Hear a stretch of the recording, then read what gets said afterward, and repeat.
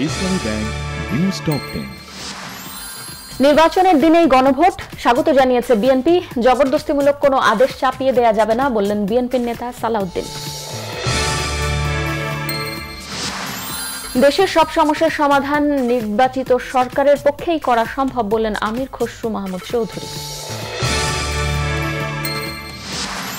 ঐকমত্য কমিশনের সুপারিশ গ্রহণ করেনি জামাত। বিশেষ দলের এজেন্ডা বাস্তবায়নে সংস্কারে পরিবর্তন, সংবাদ সম্মেলনে ডক্টর তাহের। কার্যক্রম নিষিদ্ধ থাকায় নির্বাচনে অংশ নিতে পারবে না আওয়ামী লীগ। ব্রিটিশ মন্ত্রী জেনি চ্যাপম্যানকে বললেন প্রধান উপদেষ্টা ডক্টর মোহাম্মদ ইউনূস। আশুলিয়া সড়কের পাশে থেমে থাকা পিকআপে অগ্নিসংযোগ করেছে দুর্বৃত্তরা। কাগজে কলমে নয়, তিস্তা মহাপরিকল্পনা বাস্তবায়ন হতে হবে দৃশ্যমান বলেছেন তিস্তার পানির ন্যায্য হিস্যা আদায় আন্দোলনের নেতাকর্মীরা। ল্যাটিন আমেরিকায় মাদক চোরাচালান দমনে যুদ্ধ ঘোষণা করলেন মার্কিন প্রতিরক্ষা মন্ত্রী। ভেনেজুয়েলায় সম্ভাব্য অভিযানের পরিকল্পনাও চলছে।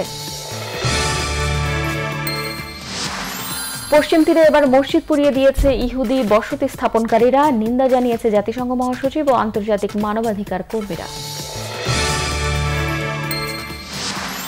সিলেট টেস্টের চতুর্থ দিনে আয়ারল্যান্ডকে ইনিংস ও ৪৭ রানে হারিয়েছে বাংলাদেশ। ২০২৬ ফুটবল বিশ্বকাপের প্রস্তুতিতে আজ অ্যাঙ্গোলার বিপক্ষে আন্তর্জাতিক প্রীতি ম্যাচ খেলবে আর্জেন্টিনা।